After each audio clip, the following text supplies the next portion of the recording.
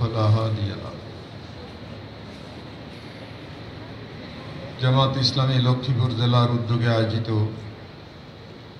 আজকের এই মহতী রোকন সম্মেলনের জনাব সভাপতি লক্ষ্মীপুর জেলার নবনির্বাচিত আমির জনাব মাস্টার রুহুল আমিন ভূঁইয়া, জামাতের কেন্দ্রীয় মজলিস শুরার সদস্য, কুমিল্লা নোয়াখালী অঞ্চলের 3 সদস্য জনাব মৌলানা আলাউদ্দিন, অন্যান্য নেতৃবৃন্দ, রোকন ভাই এবং বোনেরা, আমরা আল্লাহ তাআলার শুকরিয়া আদায় করছি যে দীর্ঘ 18 বছর পর এই মাসেই আমরা এই 2 মাসে সরাসরি রোকন ভাই বোনদের নিয়ে বড় রকমের দুটো সম্মেলন করার সুযোগ পেয়েছি। আমাদের এই যে সভা সমাবেশ করা, সম্মেলন করার অধিকার পতিত স্বৈরাচার দীর্ঘ 18 বছর এগুলোকে বন্ধ করে রেখেছিল। আমাদের অফিসে আমাদেরকে বসতে দেয়নি, আমাদেরকে স্বাভাবিকভাবে চলাফেরার, কাজ করার, দিন দুনিয়ার ময়দানে ভূমিকা পালনের সুযোগ তারা আমাদের থেকে কেড়ে নিয়েছে। আল্লাহ রাব্বুল আলামিন 5ই আগস্টের নজিরবিহীন গণ অভ্যুত্থানের মধ্য দিয়ে দীর্ঘ 1.5 যুগের অন্ধকার এখান থেকে বিদূরিত করে জনগণের হৃদয়ে আশার আলো আল্লাহ তাআলা জাগিয়ে দিয়েছেন। আলহামদুলিল্লাহ। বাংলাদেশ বিশ্বের বুকে স্বাধীন সার্বভৌম একটি মর্যাদাশীল দেশ হওয়ার কথা ছিল। আমাদের পরে যারা স্বাধীনতা লাভ করেছে সেসব দেশও আজকে উন্নত বিশ্বের কাতারে আমরা দেখতে পাই। কিন্তু দুর্ভাগ্য হচ্ছে যে এই বাংলাদেশ এখনো বিধ্বস্ত অবস্থায় আছে। এটার মূল কারণ হচ্ছে যে এই দেশকে যারাই ক্ষমতায় এসেছে সঠিকভাবে গণতান্ত্রিক উপায়ে পরিচালনা করতে তারা ব্যর্থ হয়েছিল। আর এই ব্যর্থতা, দুর্বলতার সুযোগ নিয়ে আধিপত্যবাদী শক্তি আমাদের দেশটাকে গ্রাস করে নেয়ার জন্য যাবতীয় আয়োজন তারা পাকাপোক্ত করেছিল। যে দলটি ক্ষমতায় এসেছে, এই দলটি বহুবার বাংলাদেশে ক্ষমতায় এসেছে। যখনই তারা ক্ষমতায় এসেছে তখনই দেশে অস্থিরতা তৈরি হয়েছে, দেশ নৈরাজ্যের দিকে চলে গিয়েছে। মানুষের মধ্যে কোনো ধরনের শান্তি, স্বস্তি, নিরাপত্তা ছিল না।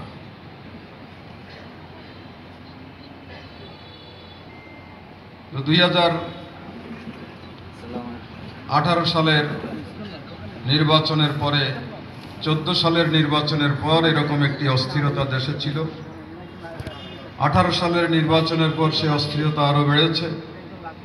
24 সালের নির্বাচনের পরে এদেশের মানুষ পরিপূর্ণভাবেই হতাশ হয়ে গিয়েছিল, নিরাশ হয়ে গিয়েছিল যে আর বোধহয় কোনোদিন এই দেশে আমাদের ভাগ্যের কোনো পরিবর্তন হবে না। এরকম একটি অবস্থার মধ্য দিয়েই আমরা দিন অতিবাহিত করেছিলাম। স্বাধীনতা পূর্ব 25 বছর আর স্বাধীনতার পরে প্রায় 52 বছর বহু দল ক্ষমতায় এসেছে, বহু দফা আমরা দেখেছি, বহু নীতির পরিবর্তন হয়েছে। এই দীর্ঘ সময়ে যারাই ক্ষমতায় এসেছে তারা এই দেশের মানুষের ভাগ্য নিয়ে ছিনিমিনি খেলেছে। তারা নিজেদের স্বার্থ উদ্ধারেই তারা ব্যস্ত ছিল। তারা দেশ বিক্রি করে, জাতিকে ধোঁকা দিয়ে, লুটপাটের মাধ্যমে নিজেদের আখের গোছানোর কাজেই তারা ব্যস্ত ছিল। দেশ এবং জনগণের জন্য তারা কোনো ভূমিকা পালন করে নাই। বিশেষ করে আওয়ামী লীগের ইতিহাস যদি আমরা দেখি, তাহলে তাদের দুটো বৈশিষ্ট্য আমরা দেখতে পাই। একটি হচ্ছে তারা এদেশের স্বাধীনতা সার্বভৌমত্বের কথা মুখে বললেও কার্যত এতে তারা বিশ্বাসী না। যদি তারা স্বাধীনতায় বিশ্বাসী হতো, দেশের সার্বভৌমত্বে বিশ্বাসী হতো, তাহলে শেখ মুজিব সাহেব 25 সালা পরিকল্পনার মাধ্যমে, চুক্তির মাধ্যমে বাংলাদেশটাকে ভারতের হাতে তুলে দিতেন না।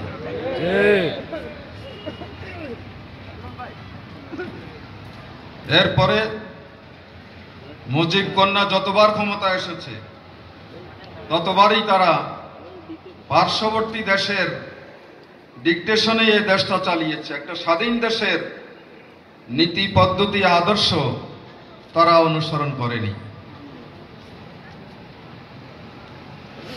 যার কারণে তাদের শাসন আমলে এই জাতি দুর্ভিক্ষ দেখেছে, ৭৪-এর মনন্তর দেখেছে। এই জাতি চোরের খনির সন্ধান পেয়েছে। শেখ মুজিব নিজে এই কথা বলেছেন যে অন্যরা পায় তেলের খনি, স্বর্ণের খনি, আর আমি পেয়েছি চোরের খনি। আমার চতুর্দিকে চোর। এবং সে আফসোস করে বলেছিল যে ৭ কোটি বাঙালির জন্য কম্বল বরাদ্দ করা হয়েছে, চাটার দল সব খেয়ে ফেলেছে, আমি আমার কম্বলটাও পাই নাই। এই ধরনের গণতন্ত্রকে ধ্বংস করেছে। 7 মিনিটের মাথায় জাতীয় সংসদে সব ধরনের রাজনৈতিক দলকে নিষিদ্ধ করে একদলীয় বাকশাল কায়েম করেছিলেন সেই শেখ মুজিব, যেই শেখ মুজিব আজীবন গণতন্ত্রের কথা বলেছিলেন। 4টি পত্রিকা রেখে সব পত্রিকা বন্ধ করে দেওয়া হয়েছিল। এইভাবে তারা দেশ ধ্বংস করেছে, দেশের অর্থনীতি ধ্বংস করেছে, দেশের রাজনীতি ধ্বংস করেছে, ভোটাধিকার কেড়ে নিয়েছে, দল করার অধিকার কেড়ে নিয়েছে, সর্বত্র লুটপাট, এগুলোই আমরা দেখতে পাই। ওই দিন একটি ইতিহাসে দেখলাম যে ৭৪-এ যখন দুর্ভিক্ষ চলে, মানুষ খেতে না পেরে গাছের পাতা খেয়ে বাঁচার চেষ্টা করেছিল। সেই আফ্রিকার কালো মানুষগুলো যেভাবে না খেয়ে না দেয়ে হাড্ডিসার হয়ে গিয়েছিল, ৭৪ সালে বাংলাদেশের জনগণ এরকমই হয়ে গিয়েছিল। আর সেই সময়ে শেখ মুজিবের ছেলে কামালের যে বিয়ে হয়, সেই বিয়েতে স্বর্ণের মুকুট পরানো হয়েছিল তাকে। এই ধরনের লুটেরা শ্রেণীর জন্ম দিয়েছিল শেখ মুজিবের শাসন আমলে। আর এরপরে শেখ হাসিনার শাসন আমলে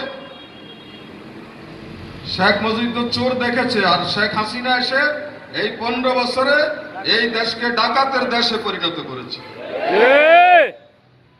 কোটি কোটি ডলার বাংলাদেশ থেকে তারা হাতিয়ে নিয়েছে, বিদেশি ব্যাংকে জমা রেখেছে, বিদেশে বেগম পাড়া তৈরি করেছে, এইভাবে দেশের অর্থনীতিকে ধ্বংস করে দিয়েছে।